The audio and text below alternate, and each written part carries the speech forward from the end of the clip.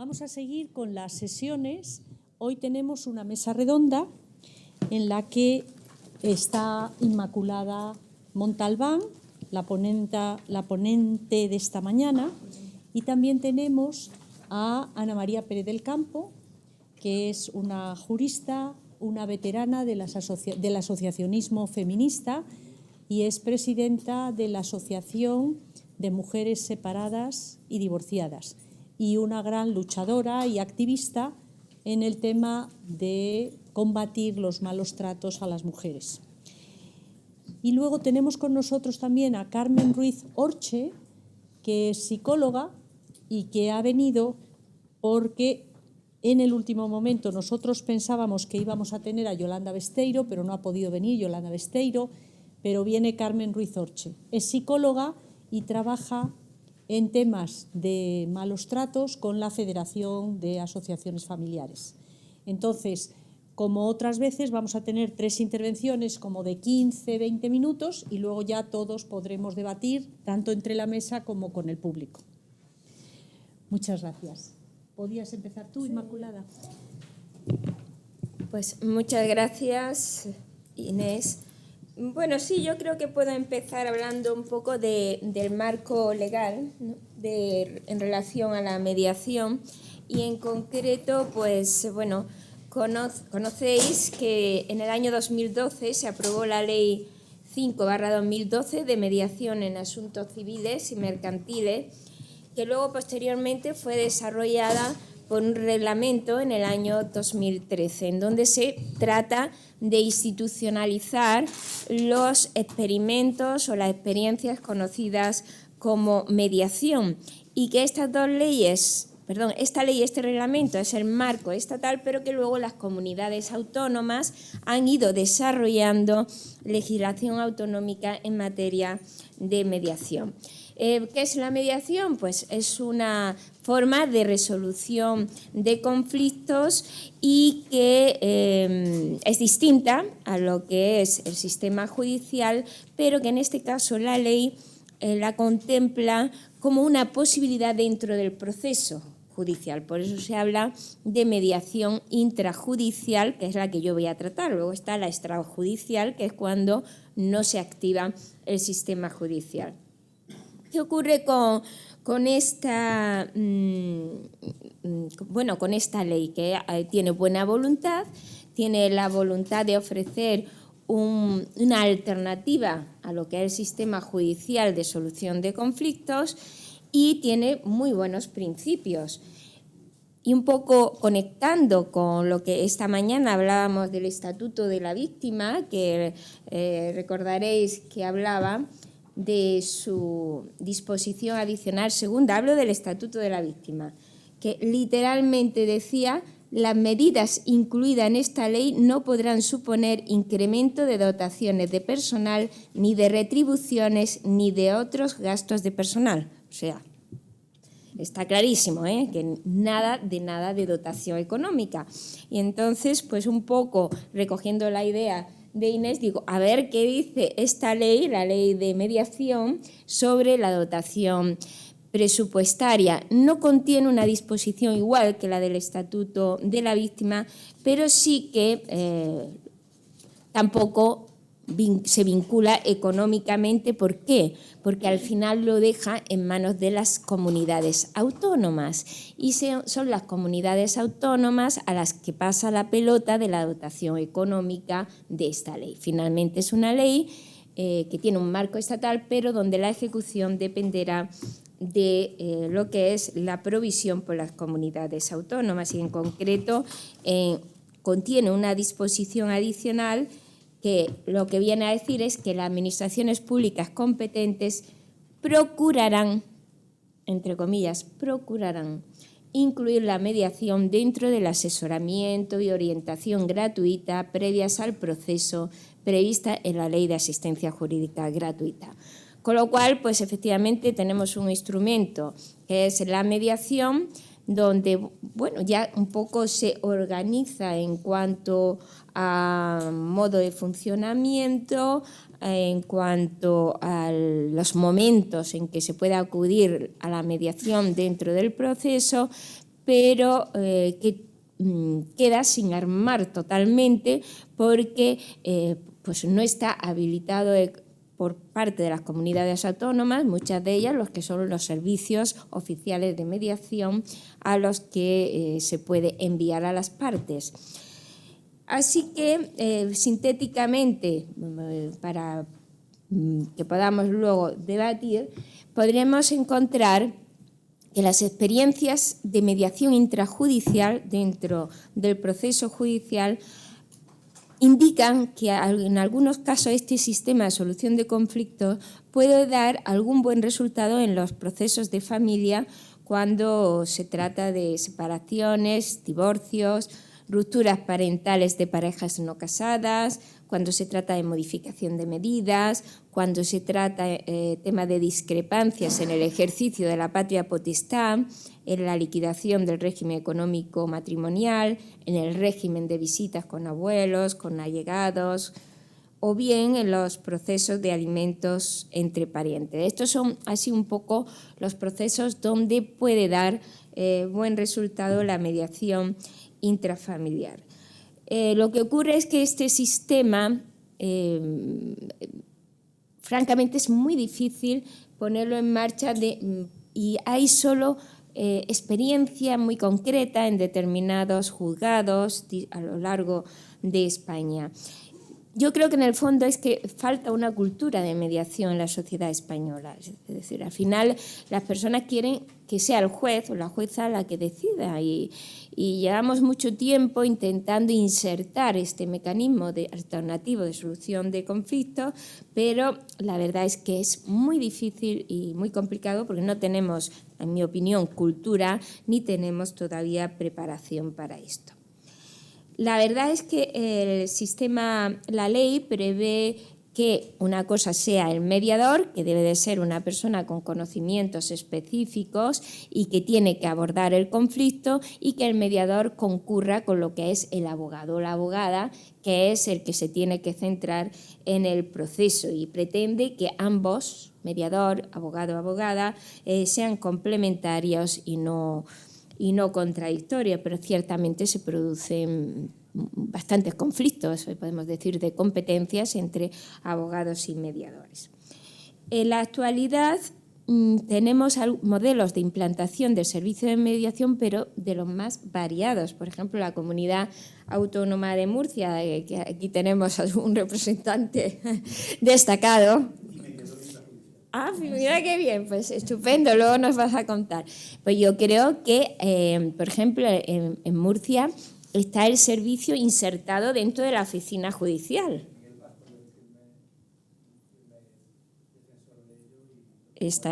Lo promueve, efectivamente. Pues Murcia está dentro de lo que es la oficina judicial. Pero, sin embargo, en Cataluña no está dentro del sistema judicial. Es un sistema externo al judicial. Simplemente cuando hay posibilidad o una etapa del proceso donde hay algún atisbo de que se puede mediar, pues se les deriva fuera del sistema judicial para que negocien, lleguen a un acuerdo y luego vuelvan con ese documento. Y luego pues hay sistemas mixtos, por ejemplo en Andalucía, que son sistemas que funcionan porque hay un acuerdo de la Junta de Jueces, porque hay un acuerdo del juez decano y, bueno, con buena voluntad por parte del juez decano, pues se intenta introducir estos mecanismos. Bueno, yo creo que tú nos podrás contar luego sobre resultados de este tipo de mediación. Yo creo que todavía, bueno, hay poco tiempo de funcionamiento de la ley, son escasos. En mi opinión, yo creo que tiene algunos problemas, como es, por ejemplo, el coste económico. Es decir, al mediador hay que pagarle. Y lo que hay que pagarle al mediador pues depende de la cuantía de lo que se va a mediar, y luego, como no tenemos la previsión de la asistencia jurídica gratuita, eso evidentemente es un problema, ¿no? Y por otra parte, yo creo que hay todavía un problema de definición de competencias entre lo que es el abogado o la abogada, el mediador, pero creo que en determinados puntos, como puede ser la preparación de un convenio regulador o en determinar régimen de visitas, pues puede tener alguna incidencia. Y yo, bueno, con esto concluyo. Este es el marco normativo que tenemos. Mi experiencia me dice que todavía tenemos que trabajar la cultura de la mediación, que hoy por hoy no está insertada en la sociedad. A los jueces y a las juezas les cuesta mucho trabajo activar este mecanismo porque no lo conocen todavía. Significa un esfuerzo adicional a la mecánica habitual del juzgado, ya de por sí cargado, porque tienes que suspender el proceso y estar pendiente a ver lo que pasa, cuando en otras ocasiones casi que es más fácil que aquello vaya rápido. Pero bueno, este es el marco que tenemos y yo me temo que también está afectado por la falta de dotación económica y presupuestaria. Pues muchas gracias. Muchas gracias. Bien. Ana María Pérez del Campo. Bueno, yo quisiera hablarles de dos cosas, pero a lo mejor solo me da tiempo a una. Y entonces, como Inmaculada ha empezado con la mediación, pues yo voy a empezar con la mediación. La mediación familiar la trae a este país la UNAF y otra organización. Y la trae a través del Ministerio de Juan Mato, el director general del Menor y la Familia. Nosotros en la UNAF decidimos que no se trataba de hacer mediación, se trataba de formar a los mediadores para que ellos pudieran ejercer como tales y que por lo tanto no íbamos a meternos en el berenjenal de la mediación sin formar al equipo que tenía que trabajar en mediación. Y en ese sentido, pues teníamos la elección entre la mediación inglesa y la mediación francesa. La mediación, como todos sabéis, nació casi al unísono en Inglaterra y también en Canadá. Nosotros nos pusimos en contacto con Montreal, nos enteramos a fondo y trajimos a las francesas para formar a nuestros mediadores. Lo primero que hay que decir de un mediador es que es un profesional con una competencia muy clara, pero carente de absoluto poder. El mediador no va a tomar decisiones, el mediador no va a dar consejos. El mediador lo único que va a hacer es facilitar la cultura del diálogo perdido entre ese hombre y esa mujer que con matrimonio o sin él van a acabar la relación. Y que además coloca a la pareja en una situación en donde aparece clarísimamente la fragilidad de la relación y la enorme cantidad de responsabilidades que deben de afrontar en una situación de conflicto, que además, de conflicto de ruptura, que además nunca se produce al unísono.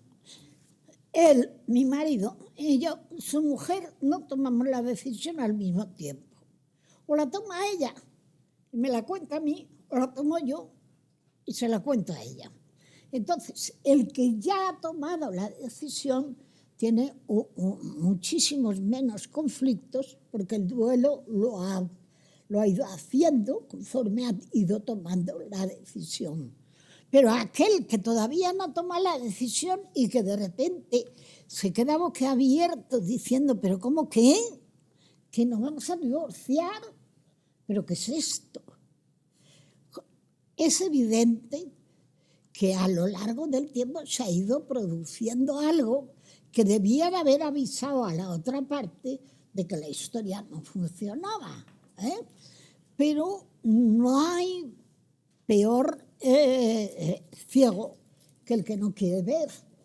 Y entonces, pues, ocurre que una parte no quiere ver. Y hay que volver a intentar la posibilidad de que recuperen el diálogo, porque lo han perdido. O sea, han perdido la posibilidad de diálogo. También hay que decir que la mediación no sirve como si fuera una panacea para todos los conflictos del mundo. No. Pero eso no sirve ningún recurso. Quiero decir, no hay recursos milagreros. Y ustedes lo saben muy bien, que cuando hablamos de esto, refiriéndonos a la medicina, pues sabemos que hay contraindicaciones. Y en la mediación hay contraindicaciones. Pero fíjese qué curioso. Cuando llega aquí la mediación y se empieza a extender y la UNAF empieza a hablar de ella y a hacer cursos para formar a otros mediadores después de haber sido formados ellos por los mediadores franceses, porque se coge a los mediadores franceses, se les trae para que se forme a los españoles, a un grupo de 18 mediadores. 18 mediadores. ¿Qué es lo primero que hay que hacer? Lo primero que hay que hacer es formar bien a una nueva profesión que va a empezar a ejercer. No se puede decir, léase 4 libros, no sé cuántos. Y entonces de repente, pues desde la judicatura esto llama la atención. Y entonces hay determinados jueces que dicen, nosotros podemos mediar. Pues lo siento en el alma, ustedes estarán mediando, pero no pueden mediar. ¿Por qué? Porque ustedes tienen poder. Y la carencia de poder es fundamental. O sea, no puede ser que el juez que va a juzgue y además medie. Sé que lo están haciendo, pero yo hago mi crítica porque me parece que hay que hacer esa crítica. La mediación intrajudicial para mí está contraindicada. Contraindicada. ¿Por qué? Porque el juez tiene poder y se hace en ámbitos de poder. Mire, una sala de mediación, la pueden ver ustedes en la UNAM si quieren, para dar una visión clara de lo que representa mediar, no hay mesas de separación. O sea, hay 3 sillas, ¿no? Donde está el marido, la mujer, o el compañero y la compañera, y el mediador en el mismo nivel. Y luego hay una pizarra donde se van apuntando los acuerdos que van adoptando ellos. Porque todo lo que no se ha adoptado por ellos es cuestionado antes o después. Y la prueba la tenemos en que en España la ley de divorcio permite el mutuo acuerdo. Pero ¿qué ocurre con el mutuo acuerdo? Que los que llegan al mutuo acuerdo son los letrados. El letrado A con el letrado B. Claro, el letrado A con el letrado B, pues a veces llega a acuerdos que van a respetar, pero la mayoría de las veces no. Nosotros en la UNAM, cuando se llega al acuerdo, se pone, este acuerdo ha sido mediado en la UNAM. No tenemos ningún problema en que se conozca en el juzgado que ha sido mediado ahí, porque lo que queremos ver es si realmente ese acuerdo perdura en el tiempo o no perdura en el tiempo. Y luego he dicho antes que no sirve para cualquier cosa. Aquí tenemos mucho la costumbre de que algo que de repente nos parece bueno, pues nos sirve para un roto y para un descosido. Pues no, las cosas sirven para lo que sirven. Y entonces cuáles son las causas en donde no se puede mediar. Y lo digo muy claro para que bajo ningún concepto se crea que este es un recurso milagrero. No, no es un recurso milagrero. Es un recurso que recupera el diálogo perdido y que hace que la gente se enfrente ante la situación de un conflicto que hay que resolver, sobre todo cuando hay hijos, ¿no? Porque si no hay hijos, la historia pasa a ser otra cosa diferente. Estaremos tocando lo económico, las viviendas, tal, pero no estaremos tocando lo que es seguir manteniendo una relación con los hijos y por los hijos y para los hijos. Fíjense que se dice continuamente en interés superior del niño. Miren, mentira. Mentira, Mentira, pero mentira redonda. El interés superior de los niños es una forma de decir, pero no es una forma de hacer. El interés superior del niño no teníamos la custodia compartida. El interés superior del niño no impondríamos que un maltratador tenga visitas con los hijos. El interés superior del niño habría que escucharlo a una determinada edad y saber lo que dice el niño, sin echarle la culpa a la madre, como decía esta mañana con mucho acierto la magistrada Inmaculada Montalbán, ¿no? De que es sumamente importante que nos demos cuenta de que engañar en esto es engañar a la sociedad en su conjunto. Entonces, ¿cuáles son las causas que no dan lugar a precisamente a hacer este recurso como si se tratara de la panacea capaz de solucionar todas las problemáticas, que no es así, como no lo es nada, nada es definitivo, y en ese sentido voy a ver lo que he apuntado aquí. Pues bueno, se ha retirado, se ha repetido incansablemente, infatigablemente, que es un proceso en el cual una tercera persona presta la necesaria ayuda a los enfrentados en un conflicto en orden a la búsqueda del entendimiento en una solución de aceptación mutua. Aceptación mutua. Por lo tanto, es obvio, y yo lo decía aquí, no existen recursos únicos o milagreros. Como en medicina o en cualquier otra disciplina humana, se dan contraindicaciones a tener muy en cuenta si no se quiere caer en el riesgo de causar daños a veces irreparables. Y uno de los daños irreparables es la violencia de género.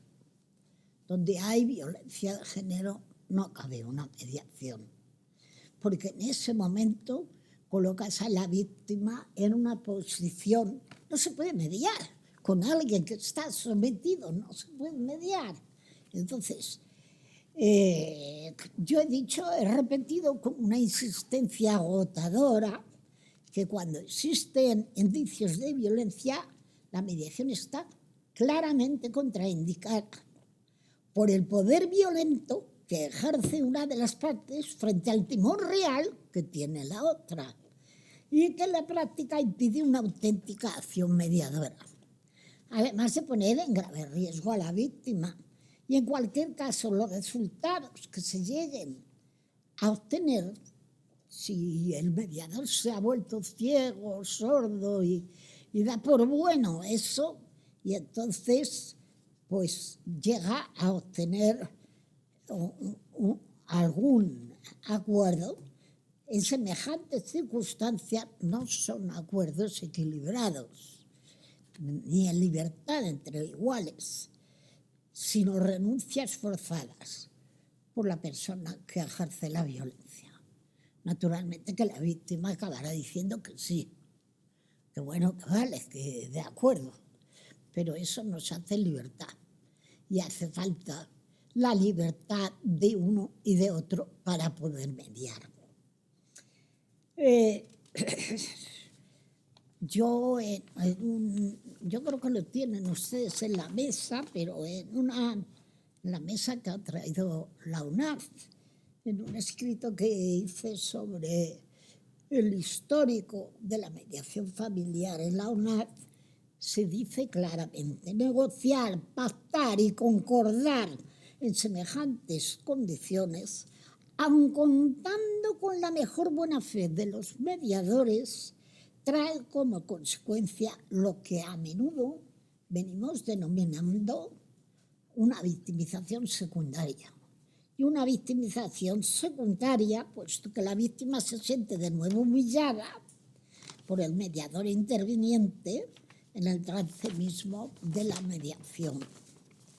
Así que hay montones de autores, ¿verdad?, en este tema, pero bueno, yo voy a citar solamente a Carlos Sainz, que advierte sobre esta cuestión lo siguiente: el mediador o la mediadora debe conocer los límites de la mediación, pues en muchas circunstancias no será posible realizar una mediación.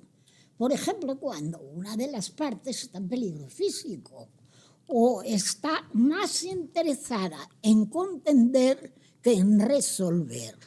Porque hay mucha gente que va a la mediación porque entiende que a ver si me arreglo con este, que es que no, yo no me quiero separar de este o de esta.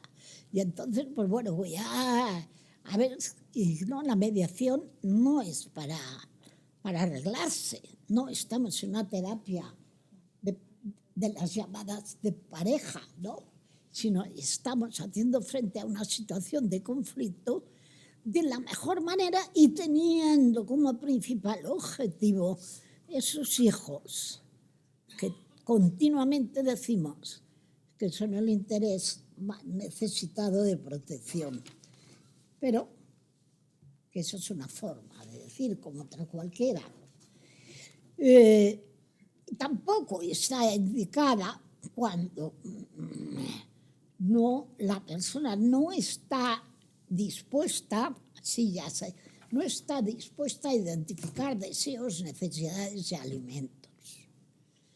En esa misma línea se pronuncia Carlos Abril, que es un mediador de la UNAF, cuando manifiesta: quien conoce la materia de que hablamos sabe que la intención del que utiliza la violencia como mecánica habitual de interacción es la de anular la voluntad del otro. Y en mediación es totalmente imprescindible que existan dos voluntades capaces de expresarse libremente, con las que poder mediar en un proceso de negociación. El impedimento para la mediación no resiste en el tipo de violencia, ni en su graduación, leve o grave, que algunos admiten como válida, sino en los efectos psicológicos que provocan en alguien que padece, que le incapacitan para establecer una negociación en igualdad de condiciones con su agresor. Bueno, esto es lo que quería decir respecto a la mediación. Luego después ya les meteré a ustedes, cuando empecemos a hablar, la otra parte de la que quería hablar, que era cuáles son los orígenes de la familia patriarcal, desde la época tribal hasta nuestros días, y por qué somos desiguales y por qué es tan difícil corregir esa desigualdad. Muchas gracias.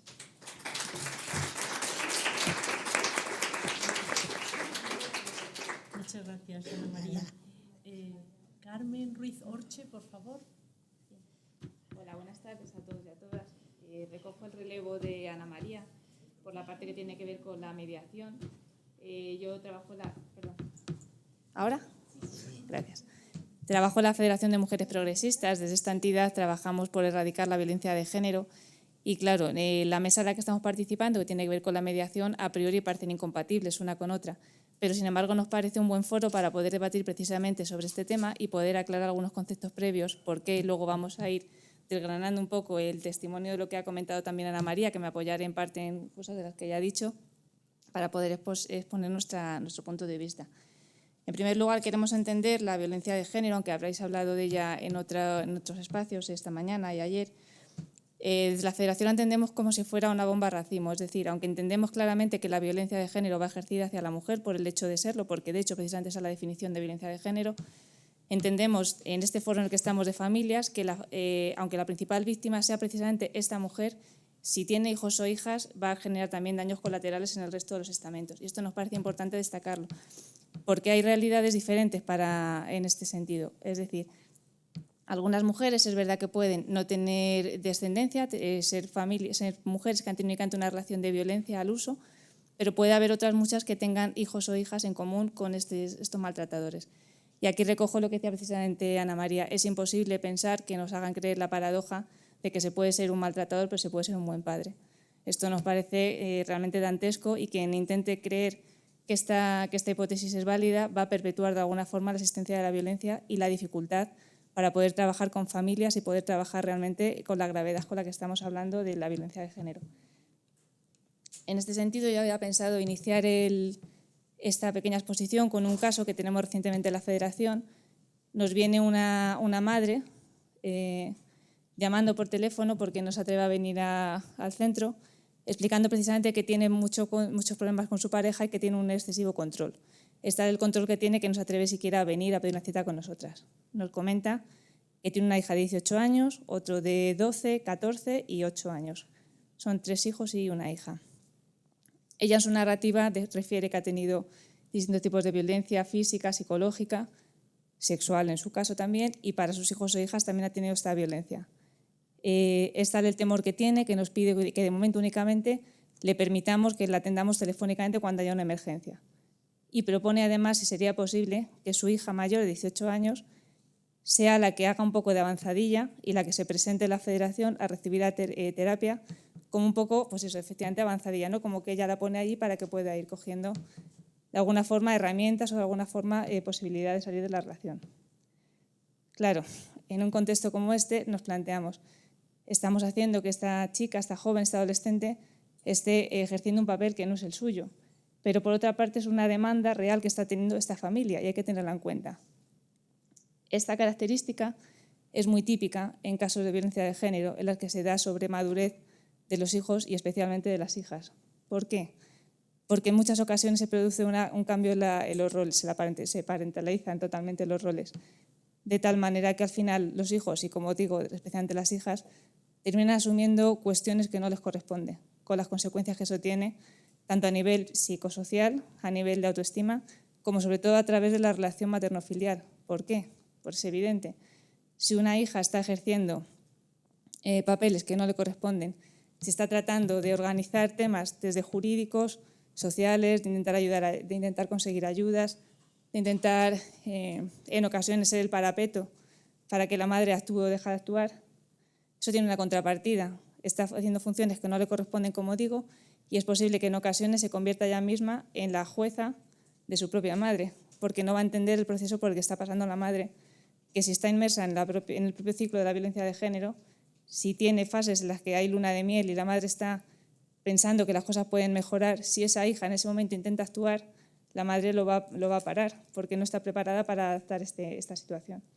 Entonces, con este esquema, tenemos que ver que realmente la familia está presente continuamente detrás de un caso de violencia de género, porque no está afectada únicamente la mujer, principalmente sí, pero también va a haber dificultades en las relaciones. Si se produce este cambio de roles, además de todo, se puede estar sembrando un caldo de cultivo para prosperar las siguientes relaciones de violencia. Es decir, si estos hijos e hijas crecen en un ambiente en el que consideran que la violencia es natural, que esto se puede dar, que es normal que mamá termine cediendo ante peticiones continuas de papá, si termina pensando que en un momento determinado un puñetazo en la mesa sirve para afianzar una posición, para darle contundencia a un argumento, este hijo o esta hija puede pensar que realmente eso es una forma de relacionarse y que realmente esto puede ser un día a día cotidiano. Si tenemos además en cuenta las consecuencias psicológicas que se derivan de la propia violencia de género, en la que, como bien sabrán, pues hay unas dificultades para tomar decisiones, hay confusión, hay sentimientos ambivalentes, hay un déficit de autoestima, puede haber trastornos de estrés postraumático, puede haber ansiedad. Todo esto se va a ver reflejado también en el ambiente que rinde en la casa, en la familia, en el hogar. Y esto va a dificultar también de alguna manera que se pueda llegar a pedir alternativas para salir de esta situación. ¿Qué papel tenemos aquí los y las agentes socializadores? Evidentemente, el primer papel que tenemos es poder dar un espacio de desahogo para que estas personas, en la manera en la que puedan y en la forma en la que se sientan preparadas, puedan hacer esta inicial petición de ayuda. ¿Cómo puede ser esta petición de ayuda? Pues de los distintos estamentos puede ser de distintas maneras. Es decir, un chico o una chica puede ir a su centro, a su colegio, y puede empezar a notar el profesorado cambios en el comportamiento. Si no atendemos a estos cambios en el comportamiento y no lo explicamos desde una óptica global de una posible víctima de violencia de género, vamos a lo mejor a dar un consejo, una pauta, una intervención diferente a la que se esperaría en la situación en la que nos encontramos. Igualmente, si una mujer acude a servicios sociales con una demanda a priori inespecífica, lo típico es un poco un batiburrillo, ¿no? Que si es por el empleo, que si no llego bien a fin de mes, y no se tiene en cuenta tampoco, no se ve más allá de lo que puede ser, se puede redirigir la acción quizá hacia unos programas que, como decía Ana María, puedan ser perjudiciales en el sentido que se les indique hacer un proceso de mediación quizá o se les indique hacer algún tipo de terapia de pareja. ¿Qué suele ocurrir? Que aunque en general creo que por suerte cada vez hay mayor nivel de formación y que hay mayor nivel de sensibilización con respecto a la violencia de género, no podemos dejar de pensar en que cualquier tipo de profesional, sea hombre o sea mujer, es eso.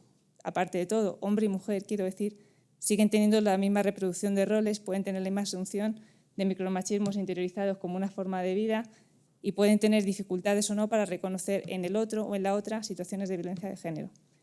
Por eso consideramos que es básico poder tener una formación adecuada para que se pueda identificar casos, pero de los que van más allá de los evidentes que todo el mundo conocemos. Desgraciadamente es muy visible el golpe en el ojo, el típico golpe en el ojo que todo el mundo reconoce claramente como violencia, pero esa no es la realidad mayoritaria. Es una realidad muy dramática, pero no es la mayoritaria. La que nos preocupa es aquella realidad de una mujer que aparentemente incluso podría parecer que toma sus propias decisiones, incluso podría parecer que es ella la que lleva las riendas de la relación, incluso de la familia, porque está en todo, porque se sobreestimula, se sobrecarga con un montón de actividades, pero que realmente detrás de esa realidad hay una situación de violencia de género. Si no identificamos estos casos, podemos correr el error de revictimizar a la persona. Y esto es un daño muy grande y muy importante a nivel de la autoestima. ¿Qué ocurre? Muchas veces se juzga precipitadamente la permanencia que pueda tener esta mujer en la relación. Y podemos decir, pues tan mal no le irá, los típicos mitos, ¿no? Que hemos oído un montón de veces, tan mal no le irá, si continúa ahí, yo en su lugar no permitiría, yo haría, yo dejaría de hacer. Se sabe, por ejemplo, que el entorno juega un papel fundamental dentro del mantenimiento de las relaciones de violencia de género.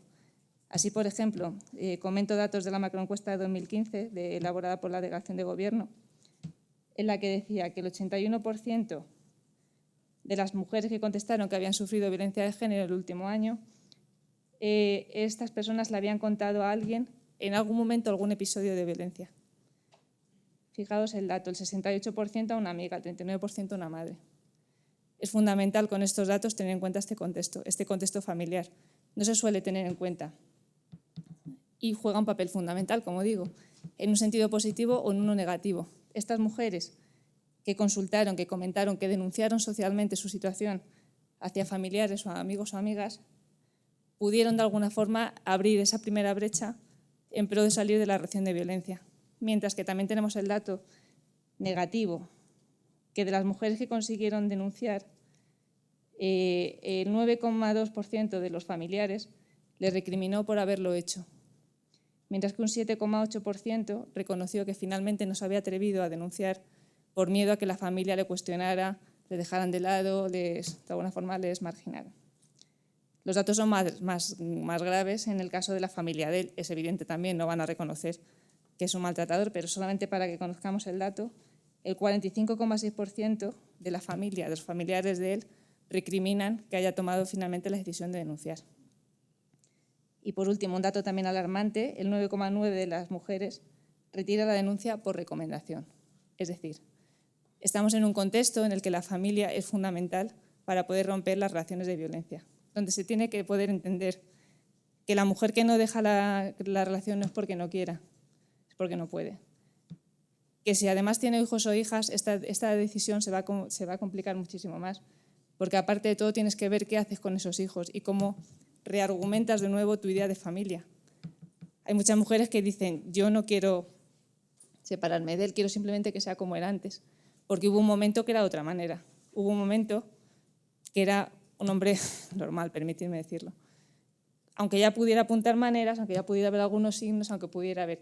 Pero en el momento que te planteas tener hijos, tener una familia, tener un proyecto común, quizá montar un negocio, iros a vivir juntos a algún sitio, cuando te llegas a ese momento, tú no estás pensando que esa pareja se va a convertir en maltratadora o va a ser una maltratadora. Entonces, esa reacción es muy dura de poder afrontar y muchas mujeres la niegan, ¿no? Y como digo, aunque la puedan ver en algunos momentos, también va a ser muy importante cómo esté reaccionando el entorno.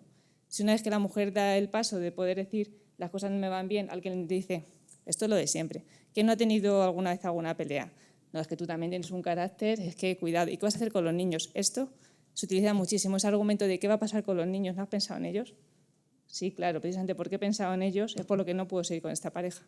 Pero muy pocas veces reciben esa pauta, sino que parece que el hecho de tener hijos o hijas con estos maltratadores hace que te encierres en la relación como si ya no hubiera remedio, hasta testimonios como los que hemos tenido desgraciadamente que nos han dicho, yo sé que esto no va bien, yo sé que él es un maltratador, pero prefiero estar con mis hijos, mis hijas, mientras están con él, porque por lo menos sé lo que está pasando y puedo protegerles.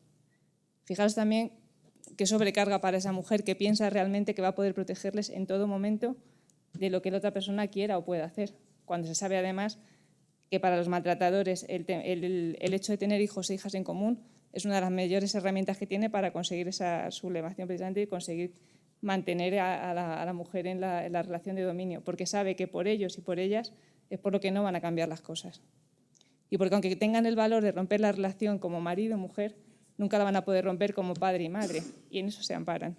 Y eso se lo hacen saber, de cualquiera de las maneras posibles.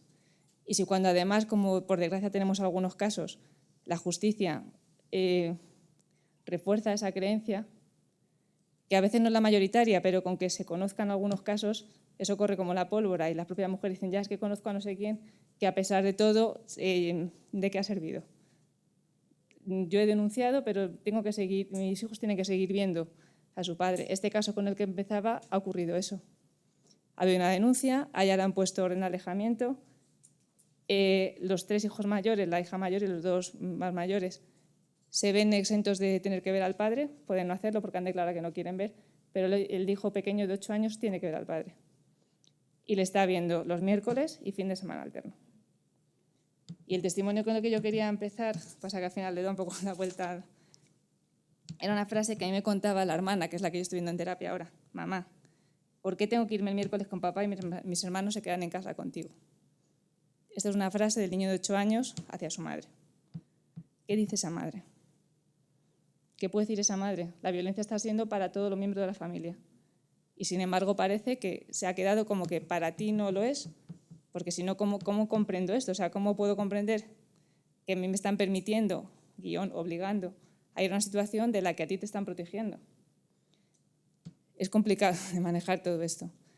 Por eso creo que, de nuevo, lo fundamental es que todos los agentes profesionales que trabajamos con mujeres claramente identificadas y aquellas potencialmente víctimas de violencia de género, que son las que nos escapan a veces, podamos identificar para precisamente que no contribuyamos a esa revictimización, que no contribuyamos a ese, es que el caso no parece claro, es que parece que hay cosas que no cuadran, es que parece que es un poco rara. Bueno, pues si parece eso, vamos a asegurarnos, porque en ese momento tenemos muchísimo poder, desgraciadamente.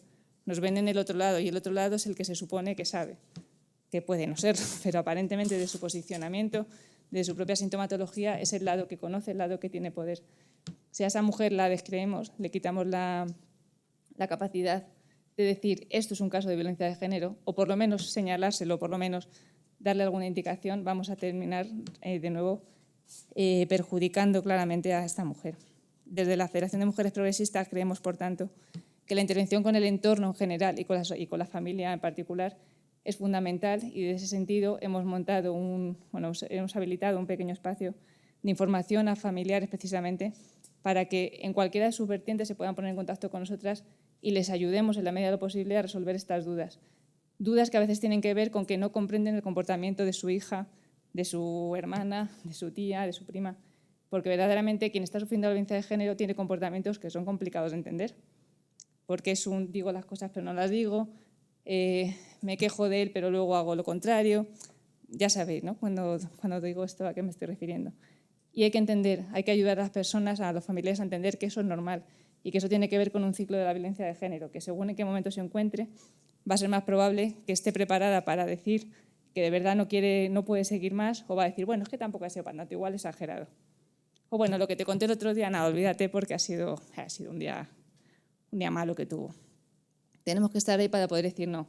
Eso que tu hermana, tu hija, tu prima le pasa, tiene un nombre. Y el que de vez en cuando diga cosas que parecen contradictorias, y el que diga que tiene miedo y al momento diga que es que le quiere mucho y que diga que no sabe qué hacer sin él y esté continuamente con el WhatsApp mirando si le escribe, si no. El que todo esto pase y ellas puedan entender en qué contexto se está dando es fundamental. Sobre todo basándonos en los datos que hemos dicho en la macroencuesta y también basándonos en nuestra propia experiencia. Al final, si tú crees que tu comportamiento es el raro, no puedes continuar, mientras que si la gente de tu entorno te está apoyando y le puedes decir en un momento determinado, sé que lo que estás pasando es esto, quizás es posible que te esté ocurriendo esto otro, va a poder entender que le estás entendiendo y desde esa empatía va a poder finalmente tomar una decisión en el momento que se encuentre preparada. Bueno, no sé qué más, podría deciros un montón de cosas más, no sé si a lo mejor luego en un turno, porque creo que me he pasado de tiempo. En un turno de palabras, si queréis, pues podemos hablar un poquito más de este asunto. Muchas gracias.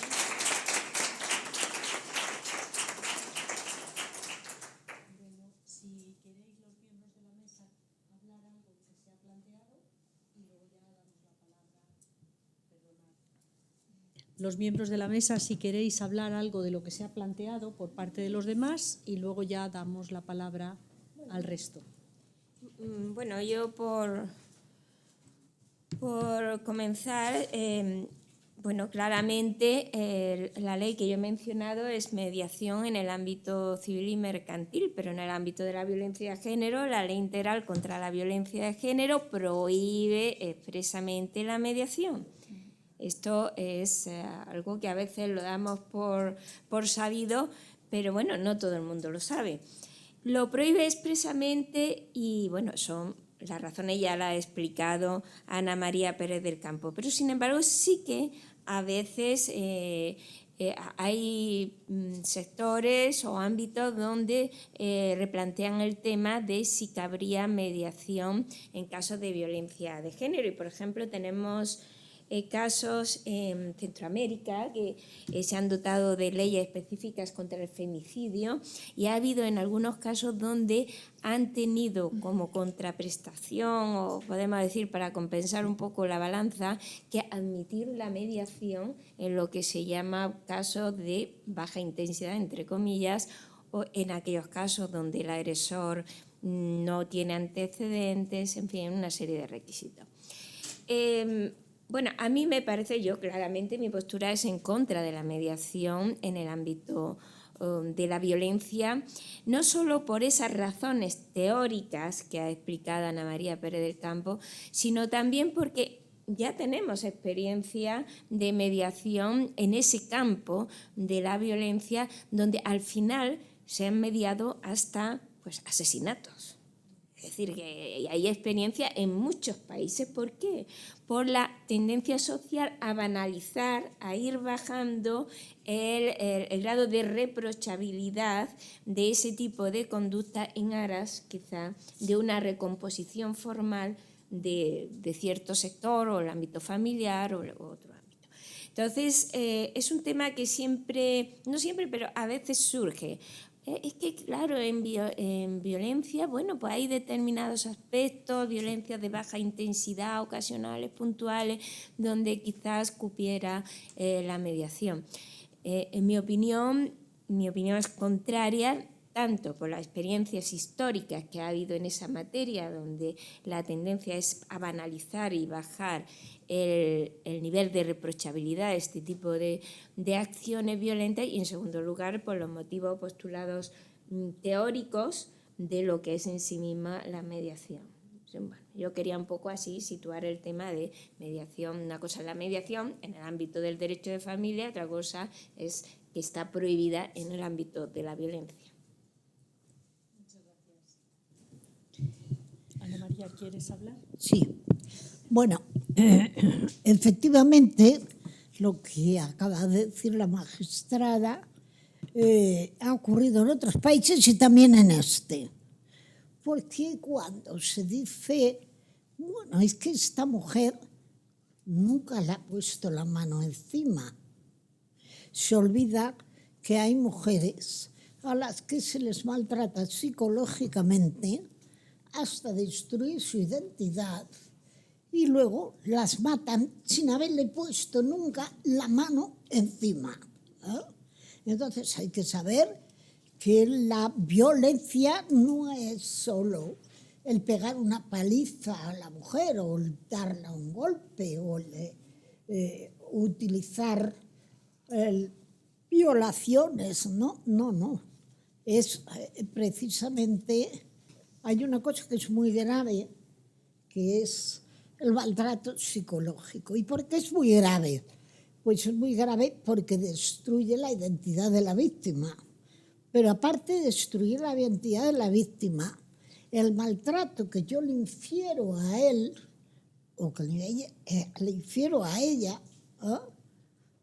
como es reiterativo y continuo, porque el maltrato psicológico lo es, se crea una dependencia de la víctima hacia el agresor, pero al mismo tiempo también del agresor hacia la víctima.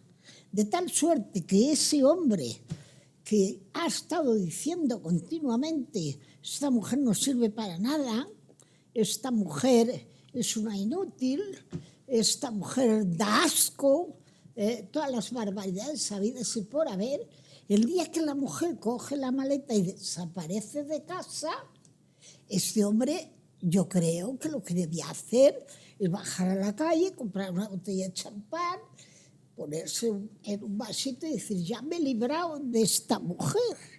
No. En ese momento empieza a buscarla, por tierra, mar y aire. Vamos a ver, no decía usted que era una inútil, no decía que era una incapaz, no decía que le daba asco. ¿Qué hace buscándola? Pues se ha creado esa codependencia del uno hacia el otro. Y por tanto, es tan grave o más que la paliza que le pegó ayer o que le puede pegar mañana.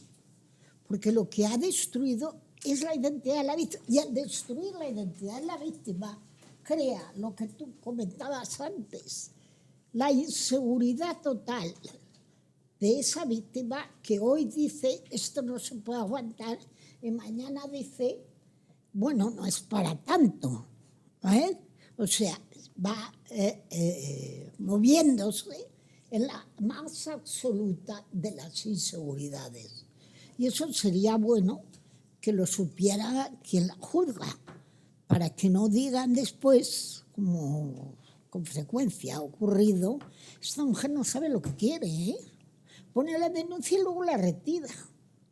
Claro, está usted ante un indicador de violencia clarísimo, pero usted no sabe sobre violencia. Y por eso, recientemente, Naciones Unidas, en un caso determinado, donde el padre mató a la niña, hace una resolución dirigida a la víctima, que es la madre, y también una resolución general en la que dice con toda claridad, los jueces recomendamos que los jueces y todos los funcionarios y todos aquellos que contribuyen a la acción de la justicia tengan una formación obligatoria en violencia de género. Porque lo que ocurre es que se está juzgando algo sobre que no se tiene conocimiento, pero además de no tener conocimiento, se tiene un conocimiento adverso. Pues esta mañana decía la magistrada la pérdida de credibilidad de las mujeres. Yo les voy a decir desde cuándo no tenemos credibilidad. Desde el paraíso terrenal con la manzana. A partir de la manzana ya se acabó la credibilidad, porque somos las responsables de que nos hayan echado del paraíso, donde vivíamos la mar de bien, y la culpa es nuestra. Y esto que estoy diciendo no es una fantasía, esto se lo cree la gente. Se lo cree la gente, se lo creen los ciudadanos y siempre se dice que la mujer miente. Yo les voy a dar una información. Si hay alguien que mienta poco, son las mujeres. Si hay alguien que mienta poco, son las mujeres. En cambio, de repente, nos encontramos ahora mismo, voy a pegar un salto que no les va a gustar, pero estamos en la acción política. Y en la acción política nos están mintiendo todos los días.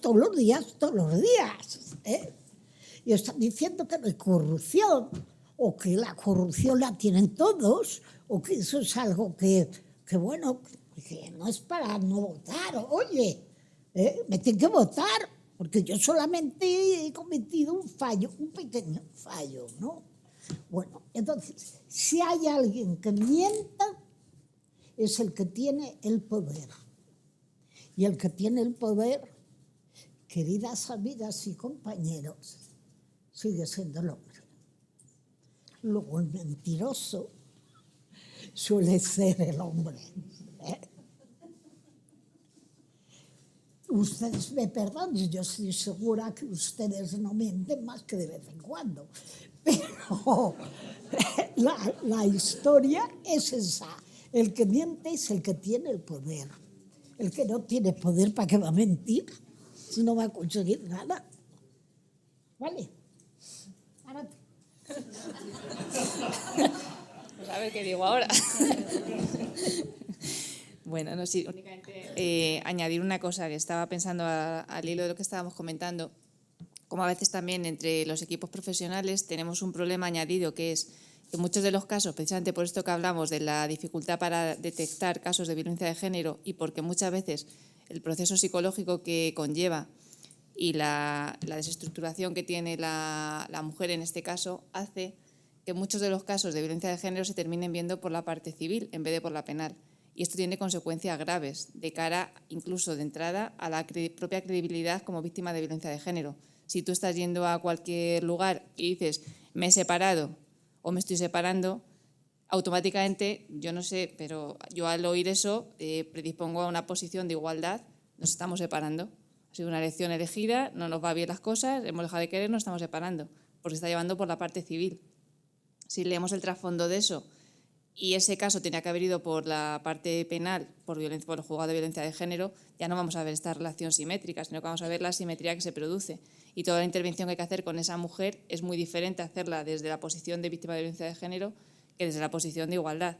Sobre todo por el tiempo que vas a tener que dar, que potenciar que esta mujer se recupere su autonomía, recupere su autoestima, recupere su credibilidad y recupere, por ende, también la propia relación con el resto de sus hijos e hijas y con su familia nuclear, que en la mayoría de las ocasiones queda deteriorada, cuando no decir destruida, por el propio proceso de la psicología del maltrato psicológico y social, en el que, como bien saben, pues hay una parte importante en el que el maltratador insiste en romper las relaciones con la familia, que sabe que es una de las fuentes principales que la podrían agarrar y sacar de ahí.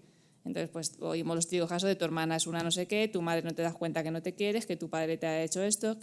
Entonces va consiguiendo que el círculo se corte, es como la telaraña, ¿no? Se van cortando ramas y al final es muy difícil que pueda salir de ahí. Por eso es importante, como digo, visibilizar desde dónde se está produciendo esa separación en caso de que finalmente se consiga, porque no tiene nada que ver abordar un caso como una separación normal, digamos, una separación civil con una separación por violencia de género. Y lo mismo tiene que ver en ese sentido la repercusión que puede tener de cara a que alguien diga no me va bien, entonces me voy a un proceso de mediación con las mismas premisas de lo que estamos hablando. Si no me va bien porque es que no nos entendemos y nos está costando porque hemos tenido dificultades en la relación, voy por ahí y voy bien, pero ni por presiones, ni por desconocimiento de las personas que atienden, ni por en ocasiones intereses absolutos del maltratador, llevar por una vía que sabe que le va a perjudicar más. En alguna ocasión nos hemos encontrado con mujeres que han dicho ¿qué opinas, qué te parece de que hagamos terapia de pareja? Evidentemente nuestro posicionamiento es evidente en que es lo que nos parece, ¿no? Que no tiene cabida. Pero algunas que ya vienen con procesos previos de terapia de pareja nos han confirmado algo que ya sospechábamos, que puede ser que efectivamente la violencia física cese durante un tiempo, pero se incrementa la psicológica. Porque además busca la complicidad con el terapeuta o la terapeuta. En plan, no te das cuenta que la psicóloga también piensa de ti que... Entonces ya no solamente mi opinión, sino que otra persona supuestamente legitimada y formada te está dando la misma opinión. O es que no sé si te das cuenta que cada vez que hablas el psicólogo mira para otro lado, es que no le interesa lo más mínimo lo que estás diciendo. O no te das cuenta cómo me has sonreído cuando yo he dicho. Entonces al final son procesos que en vez de construir lo que hacen es deconstruir y bueno, pues encima te queda la sensación de que eres más loca de lo que creías y que él está mucho más cuerdo de lo que aparentemente aparece. Entonces es una pequeña apreciación que quería comentar por lo que hemos estado hablando ahí.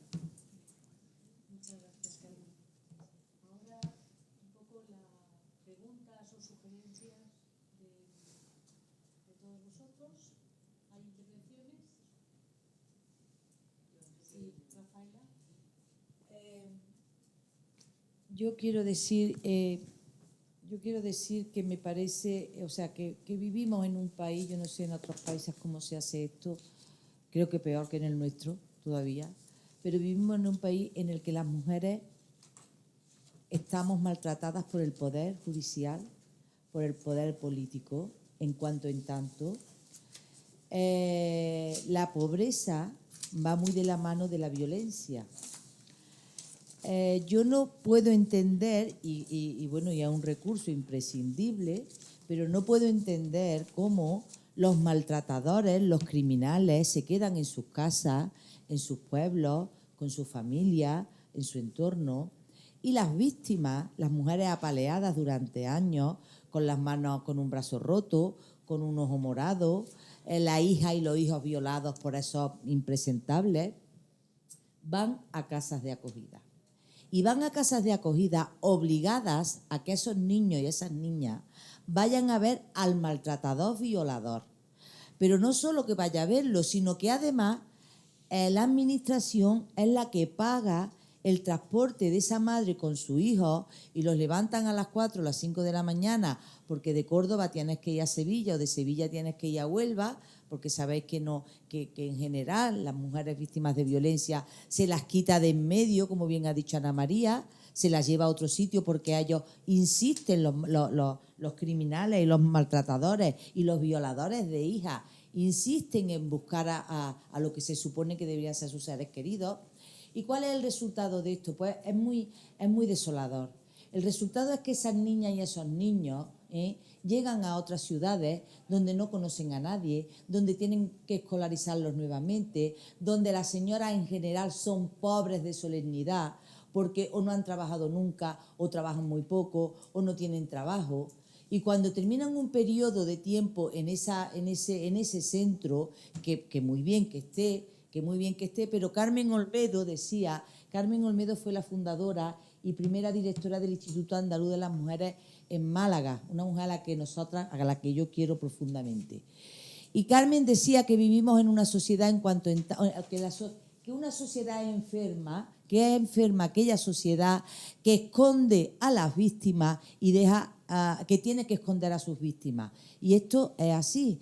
Entonces, yo aprovecho, yo sé, Inmaculada, que tú puedes hacer lo que haces y bastante haces.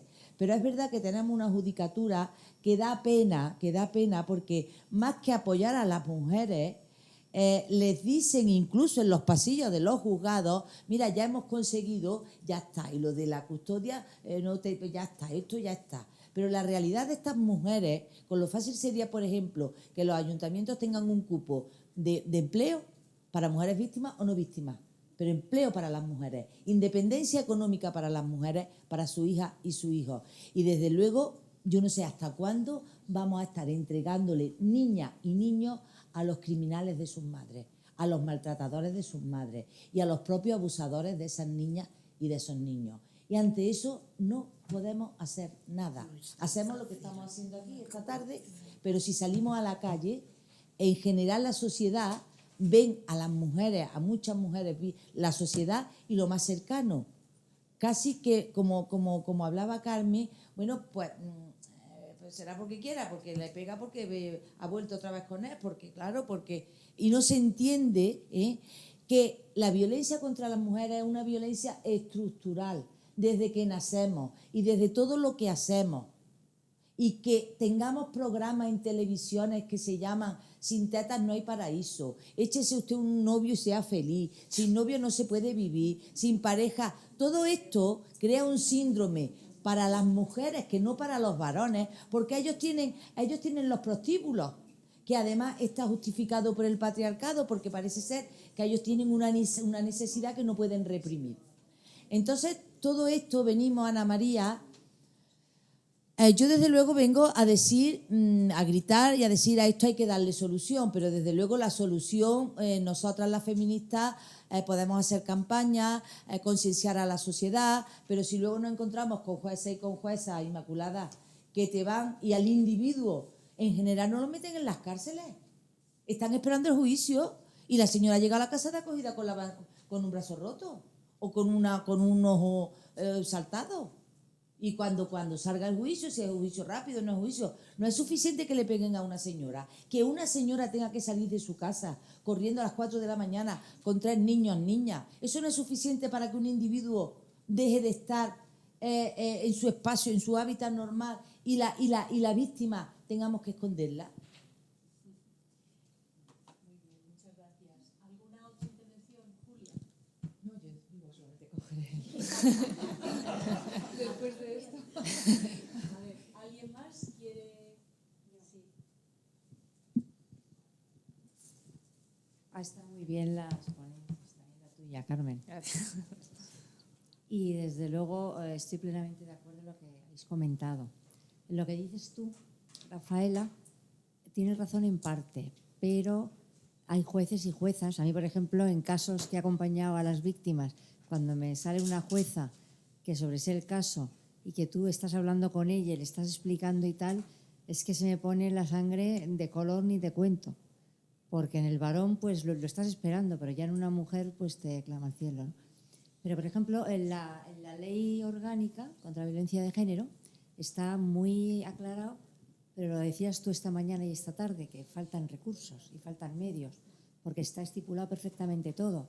Primero, que la mujer se le hay que buscarle un centro de acogida, buscarle un empleo y seguridad para ella y sus hijos. Y mientras no tengan empleo, esa mujer no podrá ser autónoma, porque por mucho tratamiento que se la dé y una intervención psicológica para que recupere su autoestima, su confianza en ella y pueda comenzar una vida normalizada junto a sus menores, ese es un proceso largo, pero para eso necesitas recursos, o sea, centros que estén pagados el mantenimiento. Luego, preparación para un empleo, si nunca han trabajado, un empleo, y todo eso es pura teoría. Luego también en la ley hay una parte que yo siempre le he dado muchísima importancia y aquí se ha olvidado, no en este foro, sino en la sociedad en general y en los gobernantes, vamos, a todos, que es la sensibilización e información.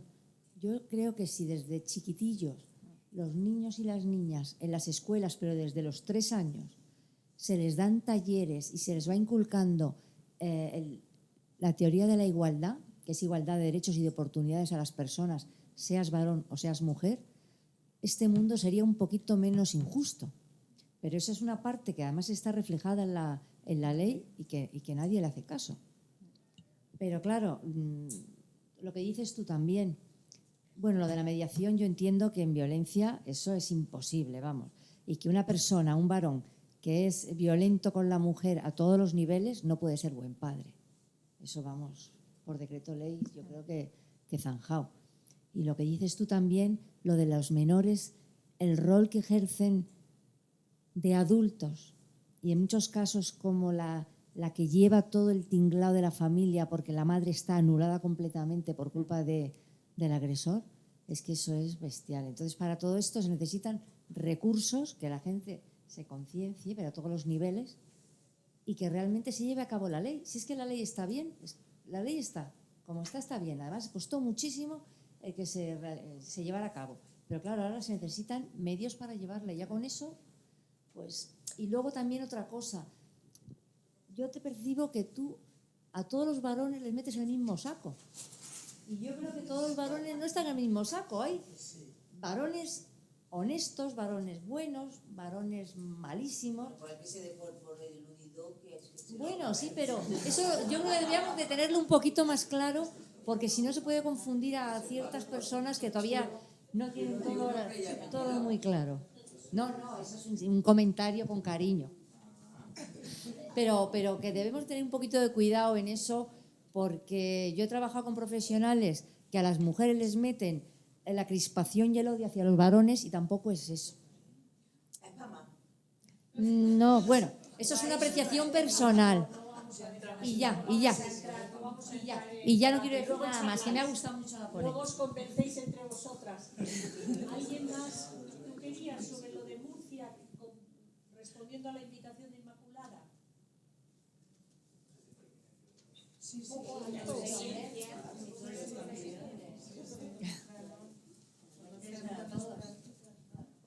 Si lo sé me callo, no, pero...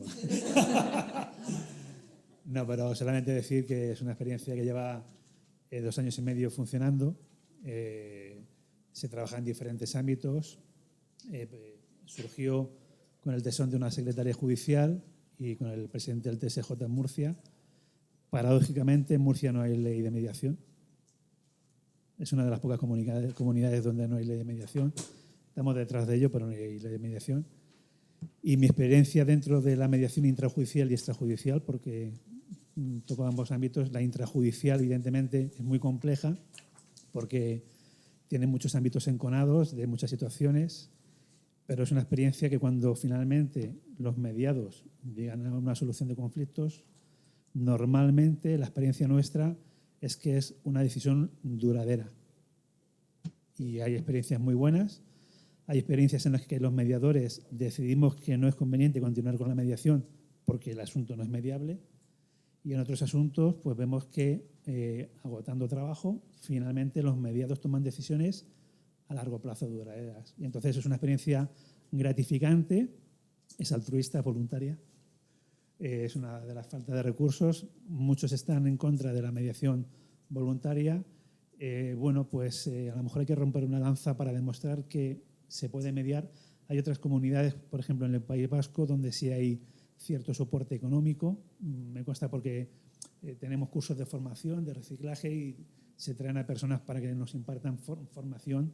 Y bueno, pues hace poco tuvimos una persona que está como mediadora en el País Vasco dentro del gobierno y nos compartía que sí, bueno, pero es extrajudicial, no es intrajudicial, evidentemente.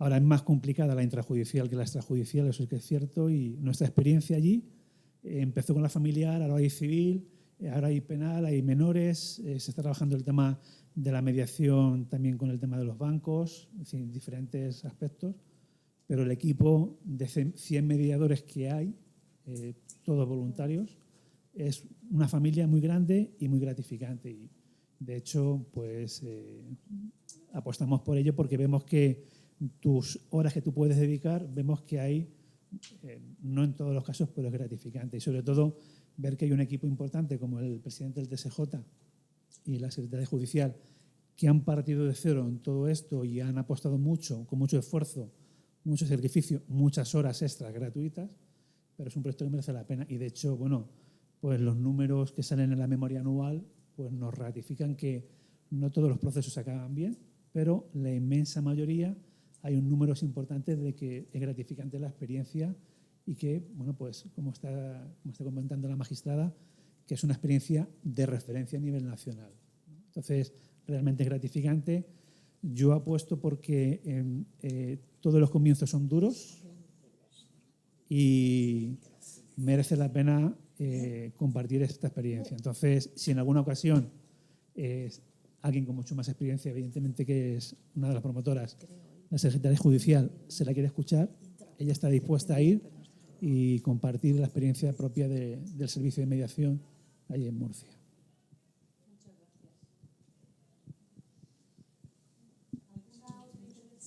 Yo sí, a ver si lo sé expresar en voz alta, que hoy estoy un punto exquisita. Lo que has dicho, Inmaculada, de que no tenemos educación para la mediación, no tenemos educación conciliadora, no tenemos cultura de diálogo. Estamos construyendo, y bueno, de aquellos polvos estos lodos. Es que hasta que se nos quite la caspita de encima, yo creo que hace falta alguna otra generación, ¿no? Y hace falta muchísima más pedagogía de la que ha hecho Carmen para terminar de comprender la profundidad de la desestructuración que te provoca la violencia de quien más debiera cuidarte, de que estás durmiendo con el enemigo y no eres consciente que estás durmiendo con el enemigo porque nadie te lo dice. Y tienes que hacer una toma de conciencia que, como no venga la palomita y te dé un poco de inspiración, es muy difícil cuando estás ahí dentro verlo. Y cuando hablamos de violencia estructural, tenemos que incluir absolutamente a todos los hombres en ello. Y es el único modo de conseguir comprender que si no te han socializado como mujer, si culturalmente no eres mujer, por muy buena voluntad que tengas, por muy encantador que seas, por muy empático, jamás vas a comprender el daño que yo tengo. Porque los milagros no existen. Y todas nosotras hemos crecido viviendo una violencia estructural súper constante. Yo no sé, Ana, si habrá profesionales que generen así inquina y odio hacia los hombres. Yo creo que no, pero hablando de estructura violenta, no nos queda otro remedio que hablar de ellos y de nosotras. No nos queda, porque es que si no, no se va a comprender nunca. No es que odiemos a todos los hombres, yo vivo con 3. No los odiamos. No estamos hablando de individualidades, estamos hablando de una estructura. Cuando Rafaela habla de todos los tíos, está hablando de una estructura. No está personalizando con los señores que hay aquí, que no nos han entrado en la vida por la noche de momento, ¿no? O sea que es que hay que tener eso muy presente. Y sí podemos decir que son todos, porque la estructura los educa en ello, a todos. El que se sale de ahí también recibe, con lo cual de vez en cuando también golpea. Y esta es la realidad. Y si no se hace ese entendimiento profundo que tú has intentado pasarnos, Carmen, que me ha encantado lo bien que lo has explicado, si no se llega a ese fondo de cómo te desestructura, y a todas un poquito, que todas las mujeres llevamos nuestra mochilita de daños, todas. Ellos no sé lo que llevarán, que se lo gestionen. Pero nosotros llevamos 300 años empollándonos el tema para llegar a la conclusión de que todas nosotras tenemos un daño que nos provoca la estructura. Solo por el hecho de nacer niña ya te van a empezar a agujerar las orejas, como dice Ana de Miguel, y de ahí para arriba. Pero a todas. Entonces, no sé, hace falta todavía mucha pedagogía, ¿no? Para llegar a ser dialogantes, para llegar a entender los beneficios de la conciliación y para llegar a entender la carga tan profunda que tiene la desestructuración en las mujeres, ¿no? Cuando sufres la violencia de quien más cercano tienes, cómo eso es prácticamente irreparable en el tiempo. Y anda que no queda, porque el tema niños y niñas apenas lo hemos tocado, ¿no? Anda que no queda.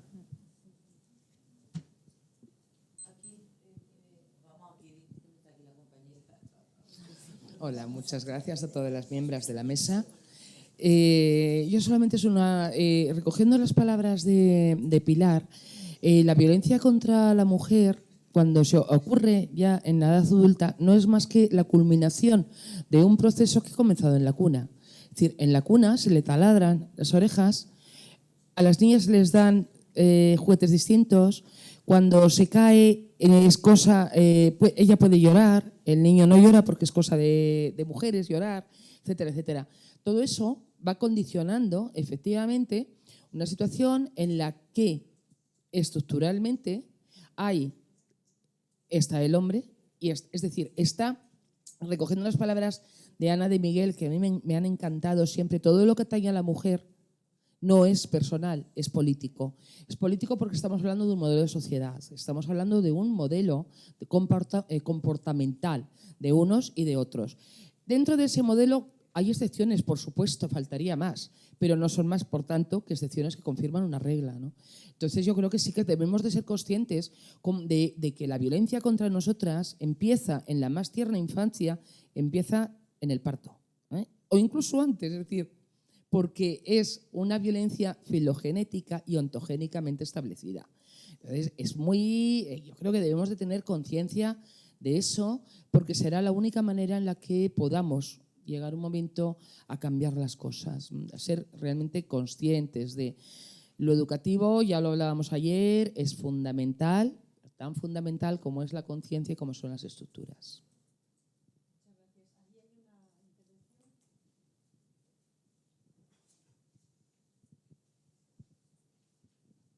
Hola. Bueno, yo quería decir que ligado con la sesión de ayer, que a mí me pareció interesante, tanto la de ayer. ¿No se oye? ¿Hablo más fuerte? Tengo mogollón de voz yo.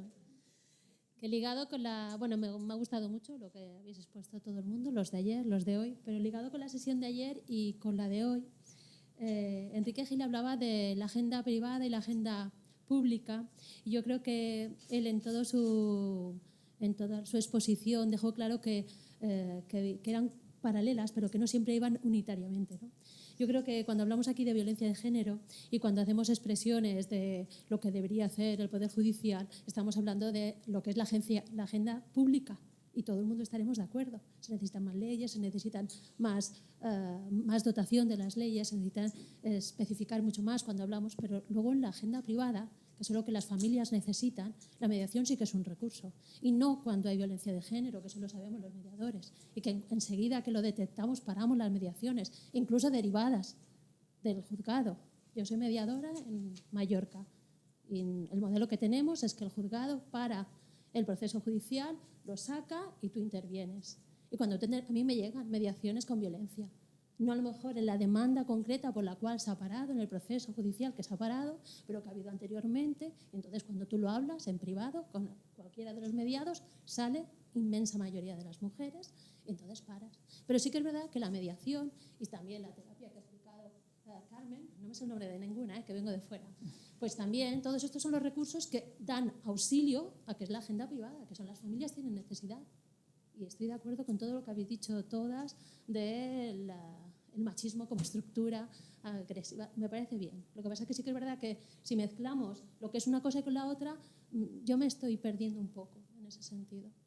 Creo que se pueden pedir cosas a nivel público, que debemos exigir cosas como mujeres y como sociedad, que queremos mejorar nuestra sociedad y dejar este patriarcado que no nos interesa, yo creo que a nadie, sobre todo a las mujeres. Yo creo que hay muchos hombres que ya no les interesa tampoco, pero a nivel privado yo tengo que solventar mi cada día, que es mi relación con mi familia y con una vivencia que viene desde el micromachismo, que lo vivimos todas y todos diariamente, y la resolución de que tengo que separarme de este hombre, que no sé si tengo violencia doméstica, pero sí que es verdad que he tenido una difuminación de mi identidad en algún momento. ¿Y cómo lo hago?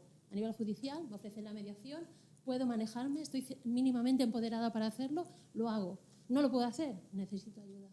Yo creo que son dos calles diferentes que lo siento si he sido un poco perdida. Venga, gracias. Muchas gracias. Sí, ahora sí. Sí, todavía todos los que queréis intervenir, todavía yo creo que tenemos tiempo.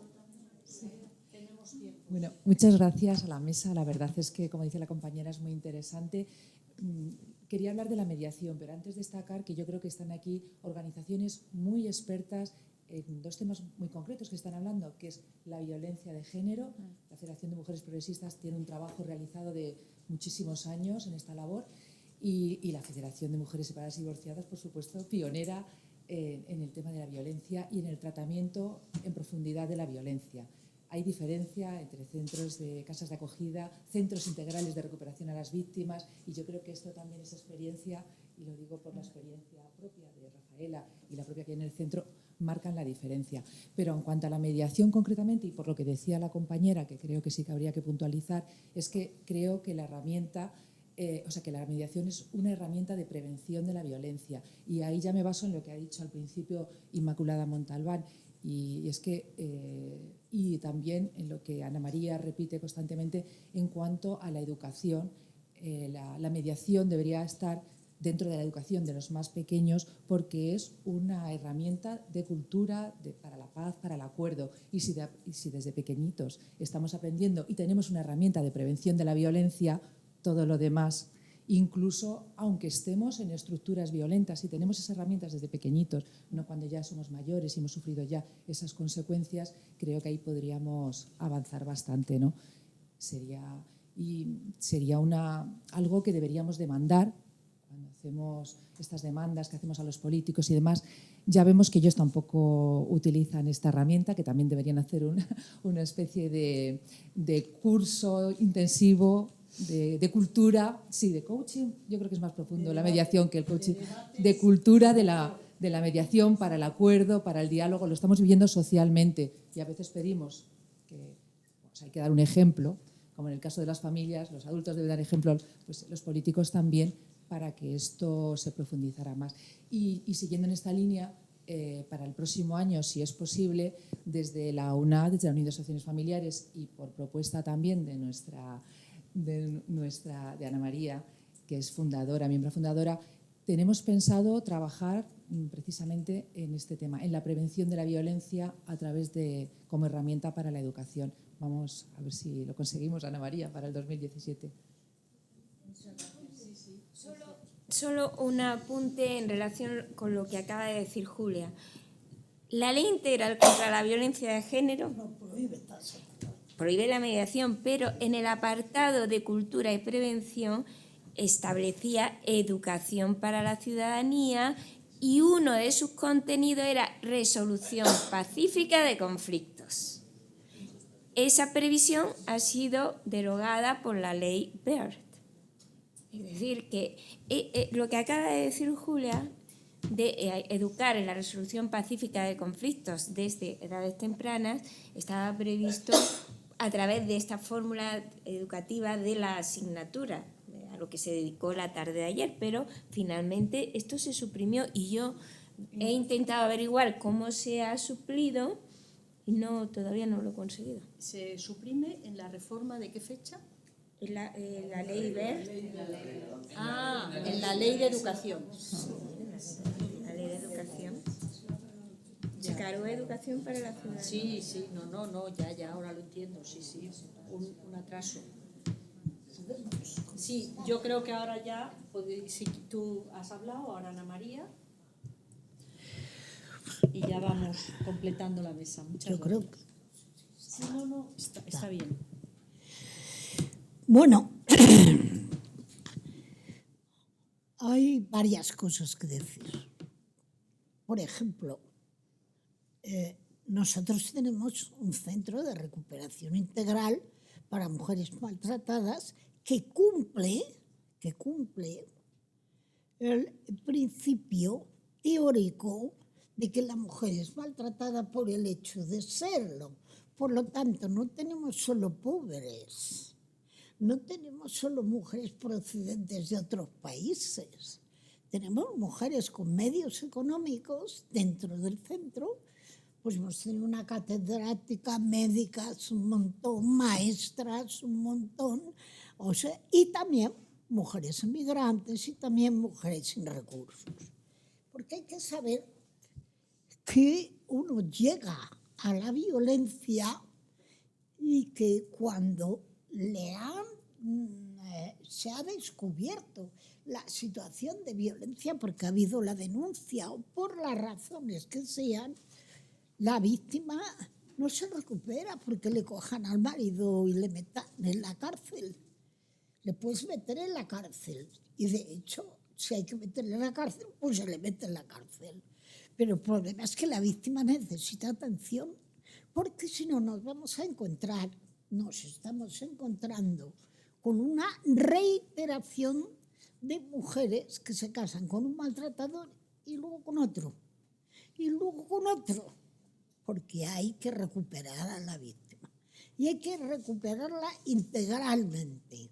Una cosa es que no cojas a la mujer y la metas en un aparcamiento de una casa de acogida, y otra cosa es que no trabajes con ella las razones por las cuales ha llegado a soportar una violencia intolerable, y cómo va a salir de esa situación y vislumbrar que el siguiente puede ser igual que el anterior. Ahora mismo ha habido una sentencia, me parece que ha sido Pilar la que os ha hablado de la sentencia, segundo maltratador para la misma mujer, ¿no? Segundo maltratador. Y puede llegar un tercero y un cuarto si no se recupera. La mujer tiene que recuperarse de esa situación. Daros cuenta que estamos trabajando con la violencia in situ, la que se produce ya. Pero no estamos trabajando con lo que ahora decía Julián, que es importante trabajar, que es evitar que se llegue a la violencia. O sea, taponar las posibilidades de seguir a la violencia. Yo antes había dicho en mi ponencia haciendo historia familiar, ¿no? Y estaba diciendo por qué estamos donde estamos y por qué nos llegamos hasta donde nos llegamos. Y ahí está el problema de la desigualdad que subsiste permanentemente. Subsiste permanentemente.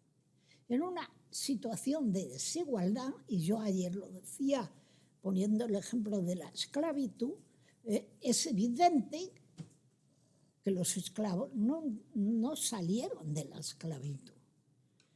Les sacaron otros de la esclavitud, pero ellos no salieron de la esclavitud, porque no podían. Sencillamente alguien que ha perdido su identidad como persona no puede salir de esa situación. Hay, por lo tanto, que trabajar no solamente con las mujeres que sufren la violencia de género, hay que trabajar con taponar la posibilidad de que se sigan produciendo malos tratos sin cuento. Es decir, ahora mismo me parece que estamos en os digo a todos que miréis, si queréis, la página web de la Federación, donde están claramente determinadas las víctimas hasta el día de hoy, desde 1999. Claramente determinadas las víctimas hasta el día de hoy. Los niños que han muerto, porque han muerto niños, y algunos años hemos llegado a 11 niños que mueren en el régimen de comunicación y visitas, con el padre violento, con el padre agresivo. Porque, claro, eso es peor que matar a la madre para esa madre. Es una forma de... Entonces, y también las víctimas colaterales. ¿Cuáles son las víctimas colaterales? Pues lo habéis visto clarísimamente. Esa mujer que va a buscar las cosas que dejó en casa del maltratador y va con una amiga y mata a la mujer y a la amiga. O aquel que llega, está la madre y mata a la madre y a la hija, ¿no? El problema de recuperar a las víctimas tiene dos fuentes. Una, la sanción del golpeador, la sanción del maltratador, el reproche social. Y principalmente yo aquí tenemos hombres, diría que sería muy bueno que el reproche se convirtiera en un reproche social también de los hombres. En el sentido de decir, este que dice que es un hombre, a mí no me representa. Porque naturalmente eso estaría desmontando la historia de que los hombres somos así, de que no podemos de ninguna manera cambiar. Yo os voy a contar una anécdota y con eso me voy a callar ya, pero voy a contar una anécdota dando charlas a los jóvenes, a los chavales muy jóvenes, de 17, 16 años, chicos y chicas. Entonces los chicos me decían que es que el problema está que si a ellos les provocan, llega un momento en que ellos ya no se pueden contener. Y entonces, claro, si no se pueden contener, pues acaba aunque ya diga que no, es que ya no se pueden contener. Y entonces yo dije, bueno, voy a demostrar que eso no es así. A ver, quiero un novio y una novia. Y salieron un chico y una chica. Y entonces les dije, bueno, vosotros dos sois novios, os queréis mucho y tal. Y resulta que te dice tu novia, la semana que viene mis padres se van fuera. Y dice, pues yo voy a tu casa, charlamos y tal y cual. Y efectivamente, el chico va a casa de la novia y empieza la relación y llega al punto culminante del que ya no se puede contener. Pero mira tú, en ese momento suena la llave de la puerta y la voz del padre que dice, fulanita, ¿dónde estás? Oye, se le baja por completo. Se le baja por completo. Y se tira por la ventana, si hace falta. Luego sí que se puede controlar. Esa es una historia buena porque a partir, vosotros os habéis reído, pero ellos también se rieron y acabaron reconociendo que la historia de que no se puede controlar es una estupidez como la copa de un pino, ¿no? Pero que está muy arraigado y si no se lo demuestras de una forma fehaciente, seguimos diciendo que no os podéis aguantar y que la culpa la tiene ella que provoca, ¿no? Pues no, claro que os podéis aguantar. Como entre el padre por la puerta, vaya, si os podéis aguantar, ¿no? Entonces, esta es la historia de que somos. Los hombres tienen la responsabilidad que tienen, pero yo, que llevo muchísimos años trabajando en violencia de género, he comprobado que las mujeres que han sufrido violencia de género, a poquito que después de haberte contado la historia y de haber conseguido su confianza y tal, le dices, ¿y tu padre y tu madre qué tal? Sistemáticamente dice, bueno, mi padre pegaba a mi madre. El modelo referencial está jugando con esa mujer como está jugando con ese hombre. O sea, si el hermano y la hermana, porque yo luego les pregunto por los hermanos, ¿y tu hermano qué? Pues mi hermano está separado porque se ha pegado a su mujer y no sé cuál. Claro, ¿cómo adquirimos la identidad? Por el modelo referencial. ¿Cuál es el modelo referencial? En primer lugar, la familia y también el entorno social. O sea, el entorno social que ratifica lo que la familia está trasladando a la identidad de ese niño desde que nace hasta que adquiere la edad que adquiera. Luego, esto no es una cosa de pobres ni de ricos. Esto es una cosa del sistema. Y el sistema afecta a los hombres para hacerlos violentos, porque es que los va a mandar a la guerra. ¿Comprende? Los va a mandar a la guerra. Y aunque digan que Zapatero no trajo a los de la guerra, la verdad es que Zapatero trajo a los de la guerra. Y los otros estaban encantados de mandar a la guerra a los demás. Y van a mandar a la guerra y que los hombres vayan a la guerra tan contentos. Es porque se les ha metido lo de que un hombre tiene que ser un hombre. Y si hace falta matar, se mata. Y si hace falta imponerse, se impone. Y no se impone solo en la guerra, también se impone en casa. Cuando yo era joven, no tuve la patria potestad sobre mis hijos. Cuando yo era joven, no administré la sociedad legal de gananciales, porque ni podía administrarla, porque la ley me lo prohibía, ni podía ostentar la patria potestad, porque la ley me lo prohibía. Entonces, ahora cuando oigo decir a los hombres, es que claro, las mujeres no me dejan. Pero hombre, si vosotros no habéis abierto la boca cuando nosotras no podíamos, vamos, nos casábamos y si teníamos algún medio, si no teníamos medios la cosa iba bien. Pero como tuviéramos, como aportáramos dinero, como aportáramos riquezas, nos quedábamos sin ellas. Porque los administradores de mis bienes privativos eran los hombres. Eran los hombres, no las mujeres. Entonces vamos prosperando muy poquito a poco, porque ahora las mujeres son administradoras conjuntas, las mujeres ostentan la patria potestad conjunta, pero luego os voy a decir una cosa, queda lo de atrás. Hay muchas mujeres que llegan y dicen, pues es que estoy en la ruina. ¿Y qué ha pasado? Pues nada, es que mi marido me dijo que tenía que firmar aquí, firmé aquí y firmé una hipoteca que no se sabe ya ni dónde va la hipoteca, ¿no? Entonces hay que cambiar esa mentalidad femenina de si lo dice mi marido será por nuestro bien, o esas mujeres que también dicen, y eso hay que cambiarlo, es que yo no llevo las cuentas, las lleva él.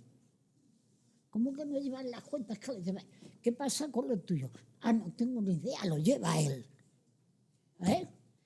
Por lo tanto, aquí hay que cambiar hombres y mujeres. Y las mujeres tenemos que cambiar mucho, porque los derechos no nos los van a regalar, aunque nos los reconozca la ley. ¿Vale? Muchas gracias, Ana María. Bueno, ¿tú quieres hablar? Sí, muy brevemente ya. Vamos a terminar porque estamos llegando. Muy brevemente ya por recoger un poco las aportaciones que habéis hecho, que me parece que han sido muy interesantes y que en general ha habido acuerdo, aunque pueda haber alguna línea un poco discordante. Creo que todo lo que habéis comentado tiene que ver precisamente con la falta de conciencia del problema, que a pesar de todo, a pesar de los avances que hay, a pesar de que se supone que hay mayor sensibilidad, lo cierto es que hay muchos sectores a los que esto no les llega, porque no lo asumen como propio, o sea, no ven que sea un problema de la sociedad. Es para algunas personas el problema de las mujeres, o segmentándolo, el problema de las inmigrantes, o el problema de las que son tontas y no saben hacerlo, o sea, siempre es el problema de otras, cuando en realidad la violencia de género es un problema de la sociedad por todo lo que hemos estado hablando, por cómo implica a todos los estamentos, familia, agentes sociales, medios de comunicación, en fin, cualquier tipo de agente social está involucrado en esto. Entonces, dadas las circunstancias, creo que, a pesar de que están haciendo esfuerzos, como digo, tenemos que seguir reivindicando para que sea una cuestión de Estado. La violencia de género tiene que ser una cuestión reconocida y tiene que ser un problema en la agenda pública y política de los políticos, como decía la compañera allí. Esto tiene que estar presente por la implicación que luego tiene a nivel personal en cada uno de nosotros y de nosotras. Entonces, teniendo esto en cuenta, quizá podríamos plantearnos, que es un debate abierto ya en otras instancias, el por qué no se equipara a otro tipo de víctimas, las víctimas de violencia de género, por qué hay víctimas de primera y de segunda. Sé que esto es un debate muy amplio y que ahora que ya no cabe a estas horas de la tarde quizá hacerlo, pero por lo menos dejarlo en el aire de por qué no. O sea, qué impedimento hay, qué interés oculto, me atrevería a decir, hay detrás de que a las mujeres no se les considere víctimas en la misma categoría que puedan ser otro tipo de víctimas que desgraciadamente son víctimas también. Es decir, con esto yo no quiero ser la que diga la banderada de las de género tienen que ser, no, igual, ¿por qué no? Porque si tuviéramos en cuenta esta homogenización de grados de víctimas, podríamos quizá también estar respondiendo un poco a lo que decís por allí sobre los recursos, sobre por qué se tienen que ir las mujeres, se tienen que esconder ellas. Porque se tienen que esconder ellas porque no está preparado para que la sociedad acoja a las mujeres que están siendo maltratadas.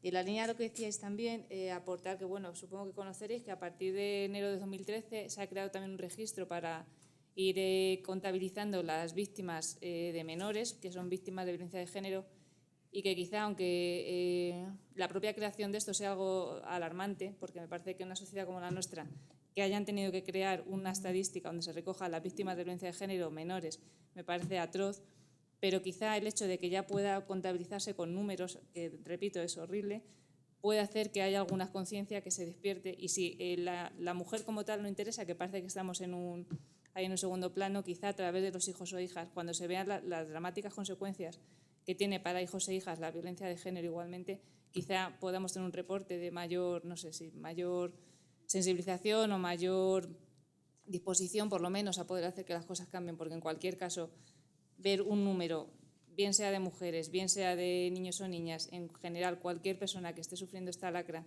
por el simple hecho de ser mujer, por el simple hecho de que alguien considere que tiene derecho sobre el otro, es a todas luces estremecedor. Y en esa línea, comentando con lo que decía Ana María, la violencia es algo cíclico, o sea, la podemos vivir desde la propia familia, en la infancia, puede ser es un factor de riesgo, como bien sabemos, de cara a que en la edad adulta se reproduzcan conductas de violencia de género, porque al fin y al cabo lo que has vivido, o porque a lo mejor no sabes que hay otros modelos, o porque tu estructura ya está deteriorada y no cabe pensar que puede haber otro tipo de relaciones, pero es que además en esa edad infantil, como bien decía, está la escuela, está el potencial de la escuela, que es donde tenemos que intervenir y apostar por ello. Llama la atención que esto no es una prioridad tampoco las escuelas. O sea, al final quienes intervenimos en escuelas es a base de que un profesor o profesora de turno tenga un poquito de mayor sensibilidad y haga malabares él o ella misma para conseguir que en su hora de tutoría, o sea, es un esfuerzo sobreañadido para gente que ya está sensibilizada. ¿Qué es el problema? Esa gente ya está sensibilizada. Tenemos que conseguir que la gente que no lo esté lo vea como realmente una necesidad y que vea que realmente tiene sentido intervenir de esta manera en las escuelas. ¿Qué ocurre normalmente? Que aquellos institutos, por ejemplo, o centros de educación infantil que ya están sensibilizados, les va en general muy bien, porque tienen ya esta línea integrada de trabajo y tienen esta línea de prevención, esta línea de sensibilización. Pero la eterna duda es cómo llegamos a esos otros coles que no están interesados en esto, que piensan que a ellos no les toca, que piensan que no es agenda prioritaria, que piensan que sí, hombre, voy a quitar una clase de no sé qué para meter esta otra. ¿Cómo llegamos a estos otros estamentos para que consideren que esto es vital y que la función que tienen desde la escuela es fundamental para luego intentar evitar conductas de violencia de género, ya no solamente en la edad adulta, sino entre los propios chicos y chicas jóvenes? Y con esto creo que ya he terminado. Gracias. Pues vamos a dejarlo por ahora, porque todavía tenemos mañana para seguir debatiendo incluso temas cercanos a los que hoy hemos escuchado. Muchísimas gracias.